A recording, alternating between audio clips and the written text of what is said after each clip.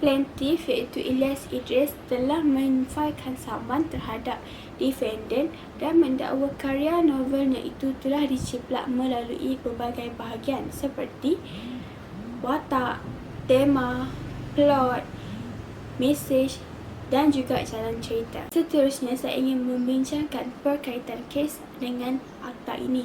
Kes yang ingin kami utarakan ialah kes mengenai penerbit dan juga pengarah terkenal iaitu Datuk Yusof Haslam, anaknya Samsul Yusof dan juga syarikat produksi mereka iaitu Scope Production. Mereka ini telah dipercayai menciplak hak cipta daripada seorang penulis atau novelis mengenai sebuah filem yang bertajuk Bosya Jangan Pilih Jalan Hitam. Plaintiff merupakan seorang novelis yang bernama Ilyas Idris dan mendakwa telah menulis novel tersebut pada tahun 1995.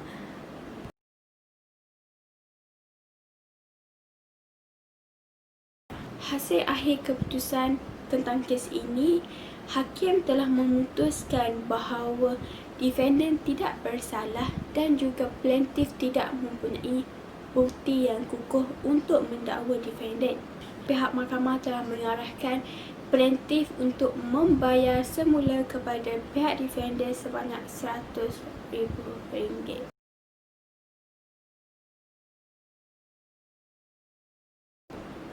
Bagi pendapat saya, hukuman yang dikenakan di bawah Akta Hak Cipta 1987 ini mengikut Seksyen 36/1 bersesuaian dengan kes ini, iaitu dengan mengenakan denda hukuman penjara sebanyak 5 tahun maksimum atau bayaran denda sebanyak RM20,000 atau kedua-duanya jika sabit kesalahan. Keputusan mahkamah adalah setimpal kepada plaintiff.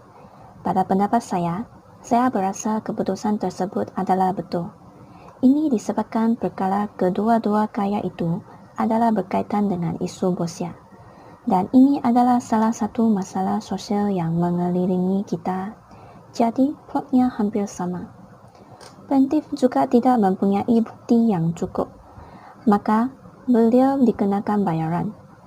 Walaupun bayaran yang dikenakan adalah tinggi, tetapi ia adil kepada defendant. Hal ini kerana plaintiff memfitnah dan mencelakan imej defendant dalam dunia perindustrian mereka. Mempunyai plot yang sama merupakan masalah dan menyebabkan didakwa. Akta Hak Cipta 1987 merupakan undang-undang yang melindungi hak cipta di Malaysia. Hak cipta adalah hak eksklusif yang diberikan oleh undang-undang untuk tempoh masa tertentu kepada pencipta karya untuk mengawal penggunaan karya mereka. Pada pandangan saya, kewujudan Akta Hak Cipta 1987 di Malaysia ini bertujuan untuk melindungi dan mengawal penggunaan karya sesiapa secara sah. Kes Bosya ini telah menunjukkan kepentingannya di sisi undang-undang. Ilyas Idris sebagai plaintiff memfailkan saman terhadap Yusof, Samsul dan Scope Production yang disyaki memplagiat novel karyanya berjudul Aku Bosya seawal-awal filem Bosya yang diterbitkan. Dia sebagai plaintiff telah menggunakan hak dia sepenuhnya, tetapi akhirnya kes ini berakhir dengan membayar kos RM60,000 kepada perayu. Hak cipta adalah perlindungan yang diberikan kepada pengarang, pemilik hak cipta dan pelaku karya, dan persembahan hak cipta sebagaimana ditetapkan di bawah Akta Hak Cipta 1987. Hak cipta penting untuk melindungi hak karya penulis dan melindungi hak ekonomi. Pada pandangan saya, Ilyas Idris sebagai penulis pertama dalam tema seperti ini telah menunjukkan keaslian terhadap karya penerbit filem Datuk Yusof Haslam, iaitu filem Bosya Jangan Pilih Jalan Hitam, yang mempunyai kesamaan tinggi dalam kandungan, tema, plot dan watak novel adalah tindakan yang wajar. Tidak boleh dinafikan bahawa kes jenayah dan salah laku membabitkan remaja di Malaysia seperti Bosya kian serius dan berdampak kronik.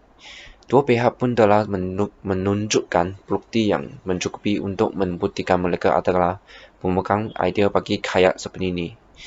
Ili Idris telah menggunakan hak dia sepenuhnya walaupun akhirnya dia telah gagal dalam layuannya dan dikenakan denda.